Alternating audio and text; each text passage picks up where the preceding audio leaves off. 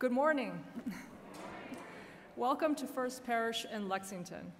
We are a Unitarian Universalist congregation, and all are welcome here. If you are a visitor this morning, a special welcome to you. We are glad that you are here. If you'd like to learn more about our faith and our congregation, please feel free to talk to me. I'm Shauna Yen, I'm one of the worship associates here, or any of the greeters or any of the members of the congregation. We also have a brochure that our minister put together. It's available at the welcome kiosk. We hope that everyone will join us after the service for light refreshment and conversation in Parish Hall through these doors. Today is an all ages service, so all children, if there are any children here, are welcome to stay for the whole service. The nursery is open for infants and toddlers. We do have a few announcements today. So this Friday, we have our next installment of Voices on the Green. So it'll be a wonderful presentation. The topic is going to be Journeys to Justice. There'll be music, food, wonderful stories from members of our own congregation, as well as guest speakers. So we hope you can all make it. It's going to start 7 o'clock, I believe. Doors open at 6:30. We are still looking for some ushers and food donations. So if you're willing to help out in that respect, there will be a table after the service. It's labeled Voice on the Green. Please speak to Ann Kudari or folks at the table. And another brief announcement is that Reverend Ann will be out this week, Monday through Wednesday. She'll be attending the Greenfield Study Group of Ministers. So if you need to reach her, she is available by email. So at this point, I would ask that you please silence any phones and take a moment to greet those seated around you. Thank you.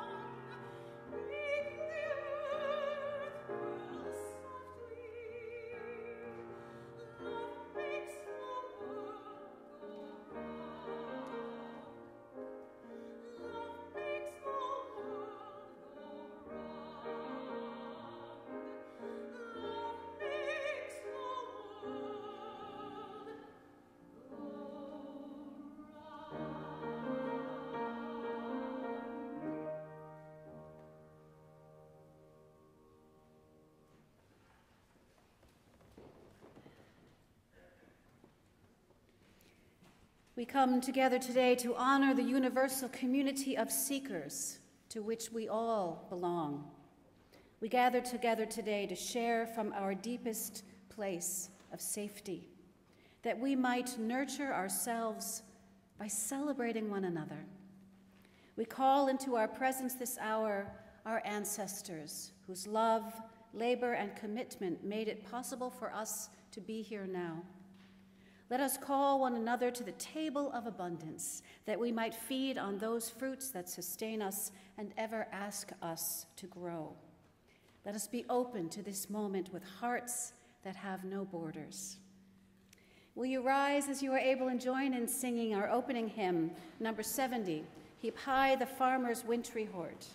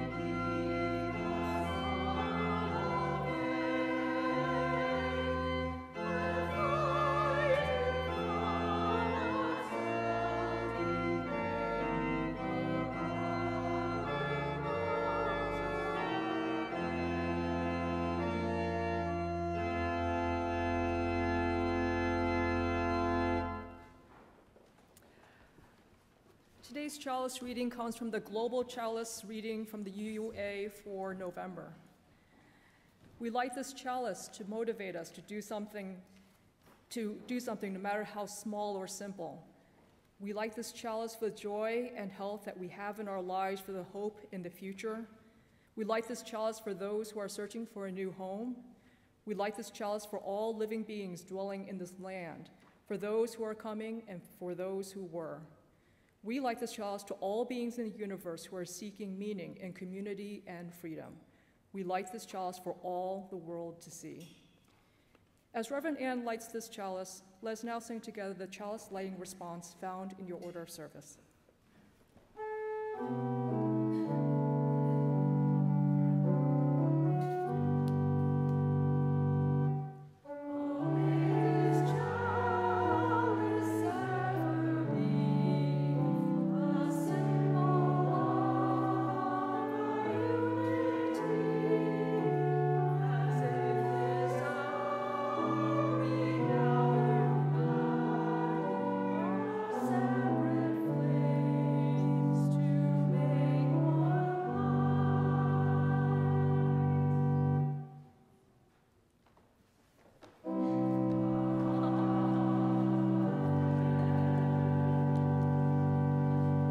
Please have a seat. Thank you. A couple of weeks ago, I got to go to the World Parliament of Religions, and I'm going to be telling you a little bit more about it later, but one of my favorite moments was walking into one of the lecture halls and seeing Arun Gandhi, who's Mahatma Gandhi's grandson. And he gave a lecture called Lessons from My Grandfather. The first lesson, he said, was you only get the respect you earn by what you give, by the respect you give to others. That's the respect that you receive. But he told many stories about his grandfather. He spent 18 months living with him, the last 18 months of Gandhi's life before he was killed. Arun was a young, rebellious boy, and his parents packed him off and sent him to live with his grandfather to kind of get his stern talking to. So he got to learn at his feet. But Arun is a wonderful teacher in his own right and didn't just teach me about what his grandfather said. He talked about what his own parents taught him. And their method of discipline was something that I wanted to share with you because it was a little different than anything that I've experienced. He said his parents, if he did something inappropriate when he was a kid, they would apologize for being bad parents. His mother would make food and then sit down at the table and not eat and say, "We're fasting because we're repenting for being bad parents." This is how he grew up. It's a little bit of a heavy load, I would think. Luckily, my kids are way past that point now, so I'm sure you guys are all thinking, what is going to happen here? So the story that he told that was the most memorable for me about this parenting style, he lived with his parents about 18 miles out of town. So they never went to town except when they were driving because it was a long walk. But there was a movie theater in town, and he really wanted to go and see the movies. It was John Wayne. It was that long ago. Well, so his father had to go to a conference, and so he said, "Arun, would you drive me in, drop me off at the conference at 8, and pick me up at 5 o'clock? And Arun was like, "Yes, then I get to go to the matinee, woohoo!" Well, everybody else realized that he was going to town, so there suddenly became a long list of all the things he had to do in town. He had to go to the shop, he had to take the car in to get repaired, a long list.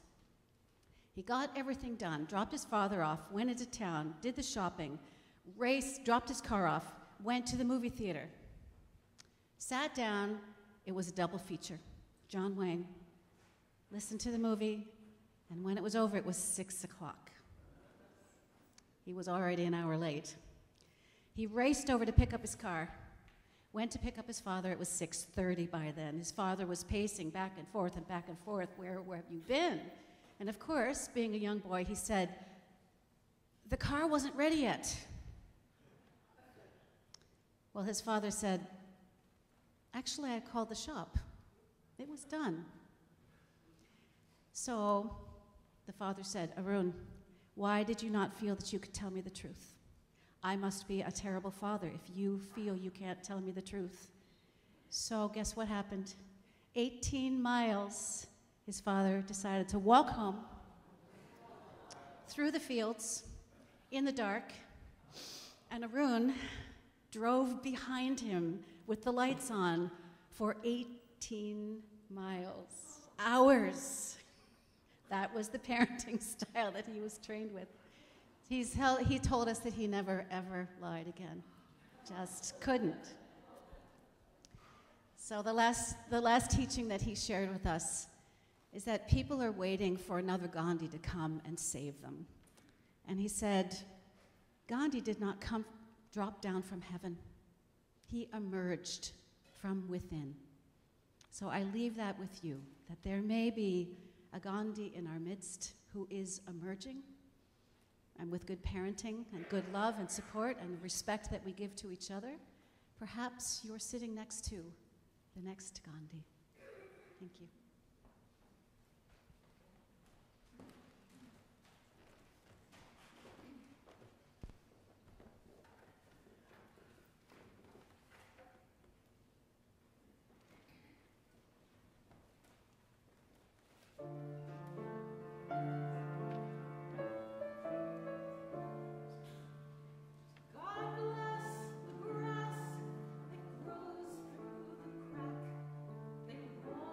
The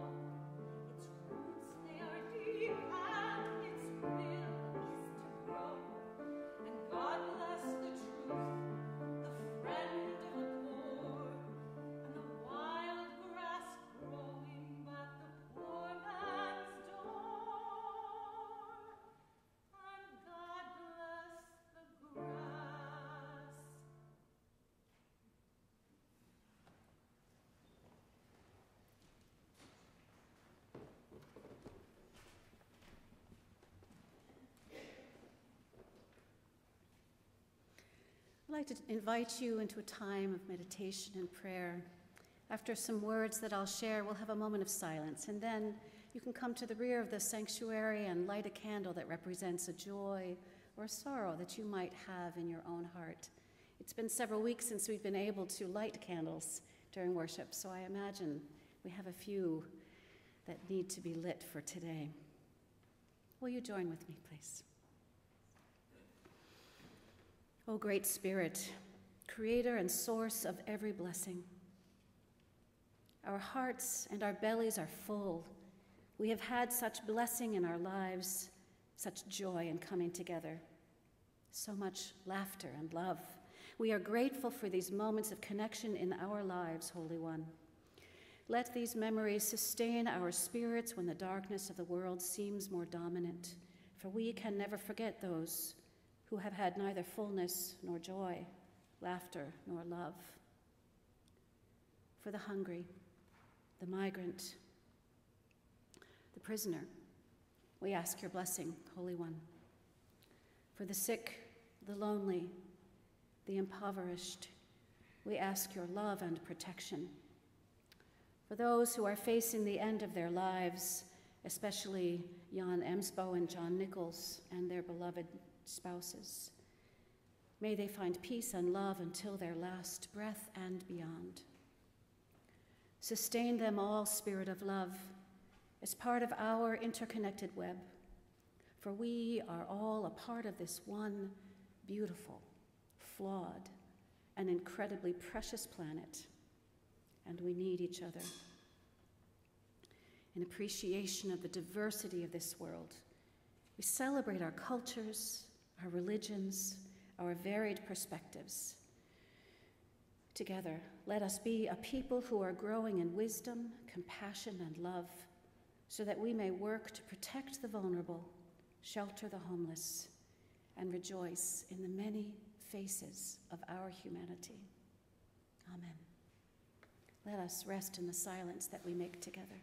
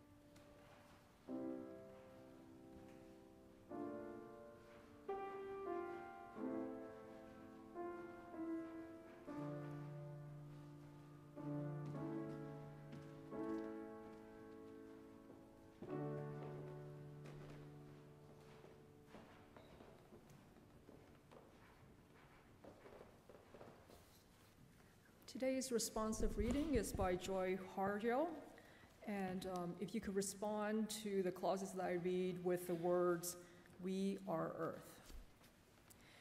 Remember the earth whose skin you are, red earth, black earth, yellow earth, white earth, brown earth. We are earth. Remember the plants, trees, animal life, who all have tribes and families and their histories too. Talk to them, listen to them. They are alive poems. Remember the wind. Remember her voice. She knows the origin of the universe. Remember, you are all people, and all people are you. We are earth. Remember, you are this universe, and this universe is you. We are earth. Remember, all is in motion, is growing, is you. We are earth. Remember, language comes from this. Remember the dance language is, that life is. Remember, we are earth. Thank you. Our next hymn is based on a Buddhist meditation.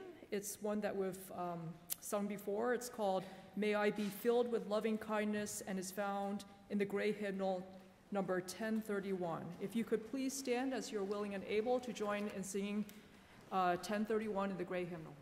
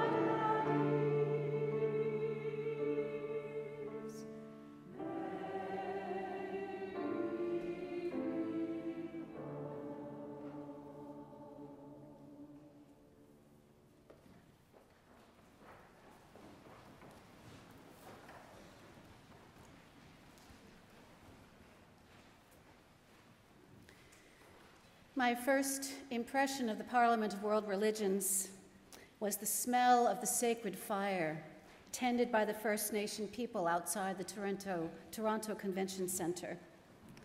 And then as I stepped onto the escalator, I saw a group of 6 in orange turbans ascending, while a group of Tibetan monks in orange robes were descending. And at the foot of the escalator was a group of white-robed goddess worshippers, and over in the corner there were a group of women in hijab, very talking quietly amongst themselves. Unitarian Universalists were hardly anywhere to be seen, but we felt right at home. It was a truly amazing week of lectures and music and uplifting worship from all faith traditions. I think there were 230 faiths represented there. There are 500 presenters. It's overwhelming. The mission of the World Parliament of Religions, has anybody ever been to one of these? So their mission is to cultivate harmony among the world religious and spiritual communities, to foster their engagement with the world and its guiding institutions, such as business, government, and religious institutions, and to achieve a just, peaceful, and sustainable world. Overall, they work to ensure that faith is a force for good. The very first World Parliament was in 1893 in Chicago, and Swami Vivekananda gave this brief notice in his address. If the Parliament of Religions has shown anything to the world, it is this.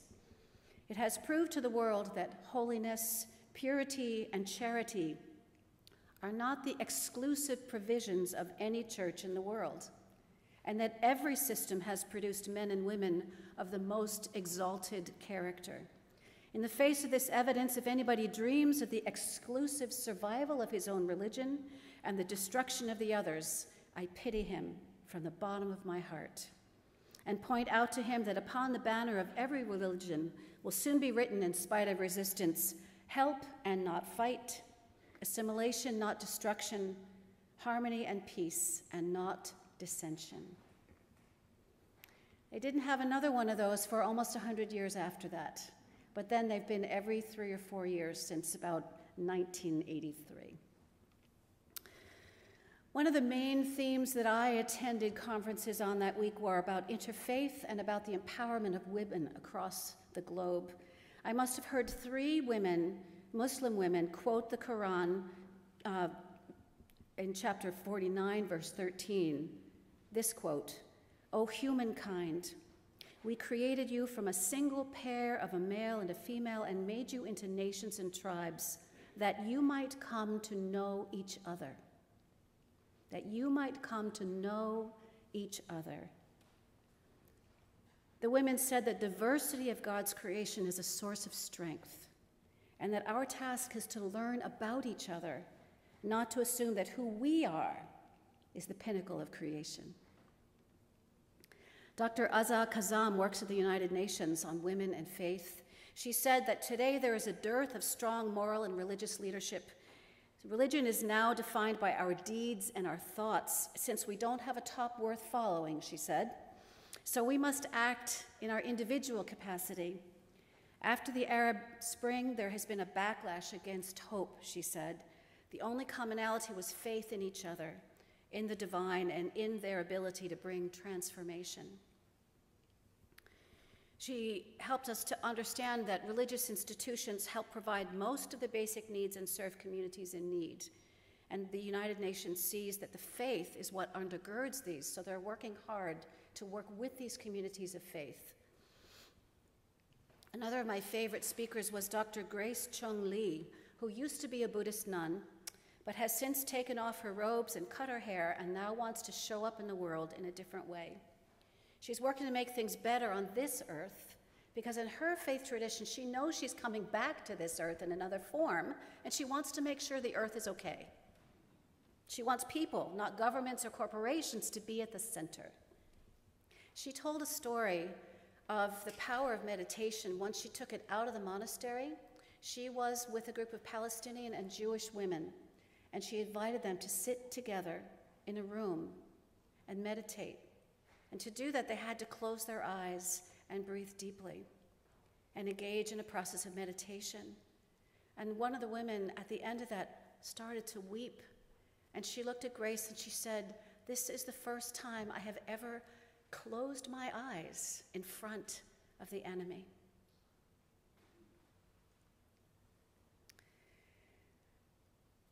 The week was filled with opportunities for shared learning, but it was also 7,000 people trying to find their way, trying to find food downtown Chicago. One of the most amazing pieces was that the local Sikh community, the Toronto Sikh community, provided langar for everybody, all 7,000 of us. So langar is a tradition that they have.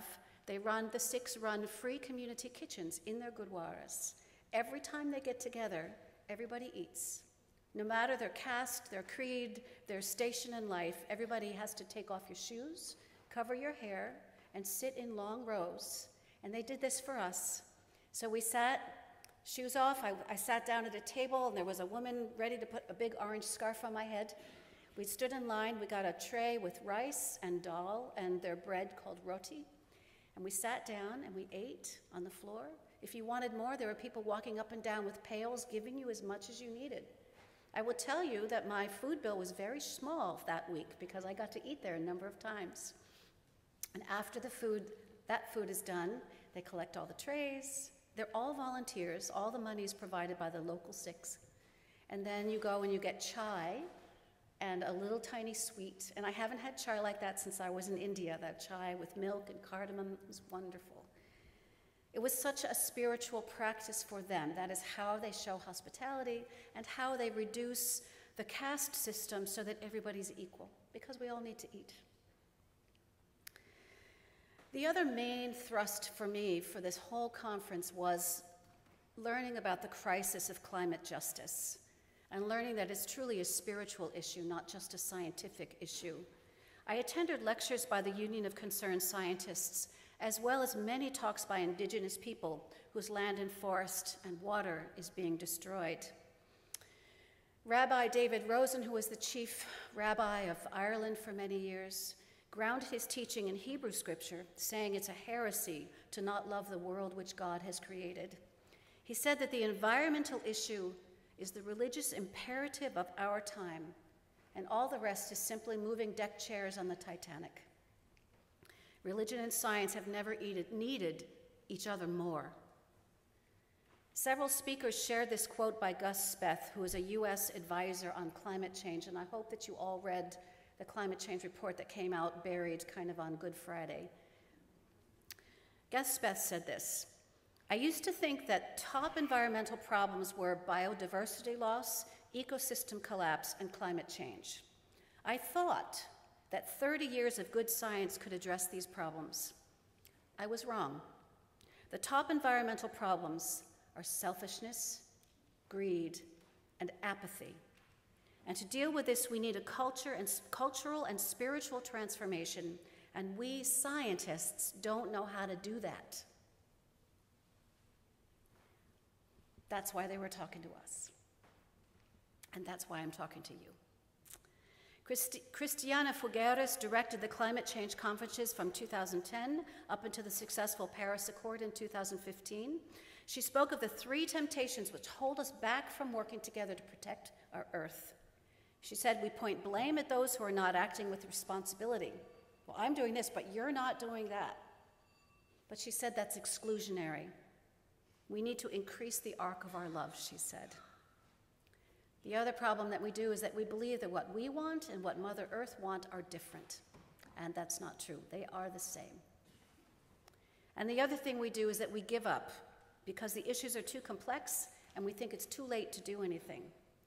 But she said we must be resolute. We must work in radical collaboration with others. She said that the Stone Age did not end because we ran out of stones. We found alternatives. And we are doing that again. It is possible for us to turn the tide, but it is not the science alone which will lead us there. We need to change the human heart. I got to hear from an Eskimo named David Hales, who talked about the human toll of climate change. David said the ice in Greenland is melting, but the ice in the heart of man has grown so large, we no longer recognize each other. Ancient wisdom. I now realize how we must work in collaboration with the Indigenous people who are on the front line of loss through climate change. We must help the Amazon people who live in the rainforest, Leaders like Davi Kopanawa Yanomami call themselves the forest protectors. They have the ancient wisdom to protect the forest. The women of the Anishinaabe Native people call themselves the water protectors. Their men are the fire protectors, the women are the water protectors. It is their indigenous knowledge that could help us to restore balance through faith combined with ancient knowledge. As they have said, we must have faith that the power of love will overcome the love of power. Vandana Shiva has worked for decades in defense of the earth. Does anybody know of Vandana Shiva and her work? She was trained as a physicist in Canada. She was raised in India. She seeks wisdom in her sacred scriptures, the Vedas and the Upanishads. But she says that money is the new god. But every world religion was invented to overthrow the power of money. For her, caring for the earth is the highest religion. And she was not the only one who quoted Gandhi saying, "The earth has enough for everyone's needs, but not for a few people's greed." Farming in India has reached a crisis stage. There have been over 300,000 farmers who have committed suicide. Vandana Shiva has established 143 seed banks, and she's trained 500,000 farmers in sustainable agriculture, and those farmers are thriving. She is actively resisting the greed of companies like Monsanto. They claim that their genetically modified seeds, which do not produce seeds for the farmers to use the next season, are better than traditional plants. But you can't patent life, says Shiva. She has taken them to court so many times that she quips GMO actually stands for God Move Over. Her work in the organization Seeds for Change has developed what they called seed satyagraha, civil disobedience to end seed slavery. Their mission says, through imposing laws related to intellectual property rights and patents on seeds, which deny farmers and gardeners the right to save and share their seeds, our diversity, freedoms, and right to health are being criminalized in India. Higher laws that flow from the laws of the earth, reaffirmed by the laws of our humanity, compel us to question and resist the imposition of laws based on uniformity as an instrument of control, being forced upon our diversity as peoples, cultures, and other species, which we have a duty to protect and defend. They call themselves Seed Satyagraha, and they don't recognize laws created by corporate interests that interfere in our duty to save and share good seed, so that generations to come are as fortunate as they have been. They will not obey or recognize any law that criminalizes our time-tested seeds. Shiva and her farmers have a farm in India called Navdanya Farm, which is a training ground. They reclaim traditional seeds and traditional methods of product and processing. Planting a garden, she says, can be a burial ceremony for fossil fuels. Putting plants back into the earth is burying carbon. She says that it's our hearts that have been fossilized, but we can resist. We can change. We can help each other to capture carbon. If we only got back to the level of tree coverage that we had in 1840, we would capture 45% of the world's carbon dioxide. Not only are these traditional methods better for the earth, they create healthier food for people. Navdanya Farm works to reclaim biodiversity that has kept people healthy for centuries and celebrate their heritage of healthy eating and traditional food sources. These actions of the individual farmers resist the power of corporations. Vandana Shiva is one of the most powerful women I have ever had the joy of listening to. She is a physically strong presence, and laughing in the face of Monsanto just gave me such courage. I believe her when she says, "The only power that can change the power of greed and arrogance is the power of love we derive from the earth." One of the most riveting presentations, other than Vandana Shiva, and I had to kind of take a breath after that one because it was overwhelming. I attended one by Dr. Isabella Alexander, who is a sociologist creating a documentary about 3 families caught in the migration crisis in northern Africa. 1 in every 100 people in the world has been forced from their homes, and the majority of them are fleeing war and poverty across Africa. And most of them find their way across the continent to brutal conditions in Morocco and Algeria, where they try to get across the ocean to Europe. Dr. Alexander has exposed the conditions under which most of them perish. The European Union has secretly been working against international law to trap these migrants. Reporters are not allowed in to these areas to study the conditions. So she has spent the past 3 summers filming undercover.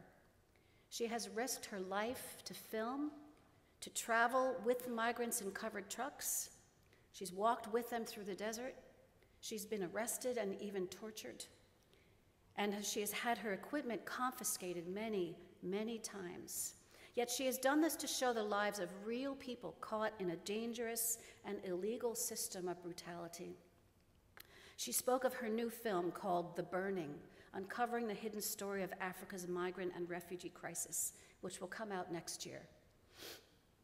I will tell you that watching the clips and hearing her story was so inspiring because her personal bravery helped us to see the truth of the story of a young boy whose parents were killed and found himself crossing Africa alone, thousands of miles, only to be caught up in this dangerous world of smugglers and uncertainty.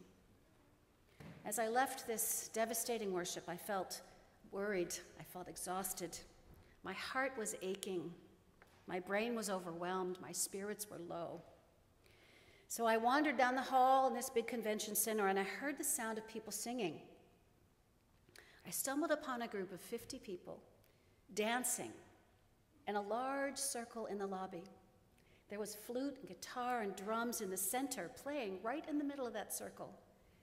They welcomed me warmly, and soon I found myself circling with the dancers of Universal Peace. I was glad for a warm hand grasping mine, voices around me singing. There were turbaned heads mixed with long gray hair. Faces and hands were welcoming. And we moved together as I joined them in singing praise to the Spirit in ancient Arabic, something I've never done before. The contrast between those two things could not have been greater. The damage of this world is real, and the respite of religion is crucial. I realized in this moment of balm that I cannot do the work that I do, the work of keeping my mind and heart open to the suffering around me, without the spiritual renewal which drops into my life like dew on the flowers at dawn. Grateful for the pluralism of our faith and the opportunity to learn from so many wise people, I am glad to be back among you, recharged and ready to work. I am so grateful for the opportunity to attend the Parliament of World Religions, and I hope to go again when it happens in 3 years, and maybe we could bring a delegation. Together, let us pray for the day that the power of love will overcome the love of power. Om Shanti, Shanti, Shanti. Amen.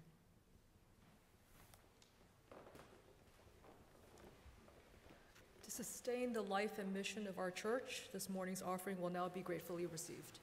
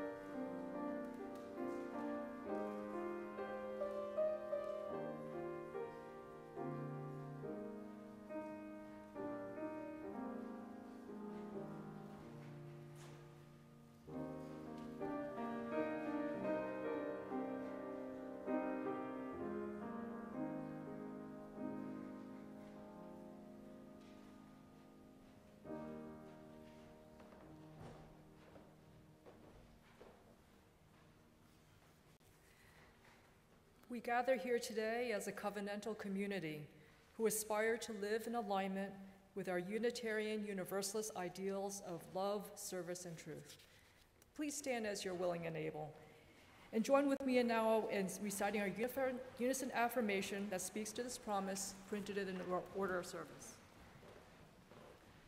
Love is the doctrine of this church. The quest for truth is its sacrament, and service is its prayer.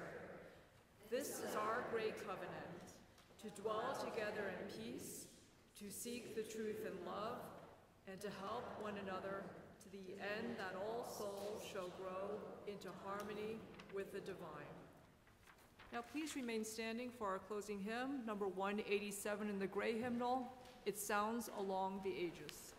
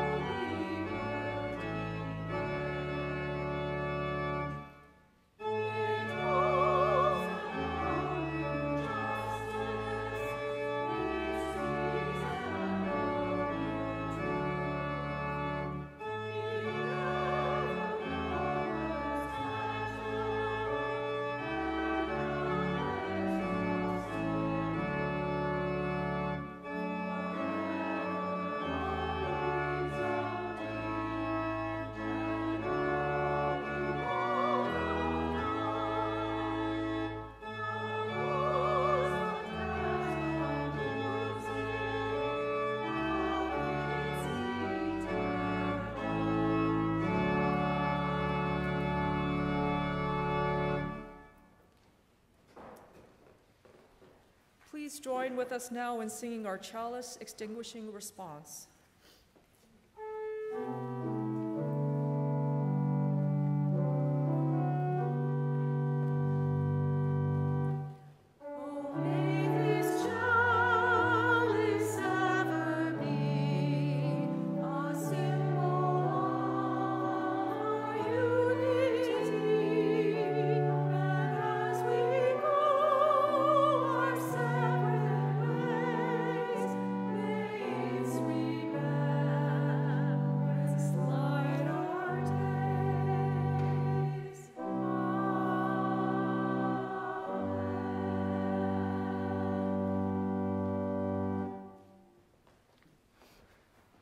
In the end, it won't matter how much we have, but how generously we have given.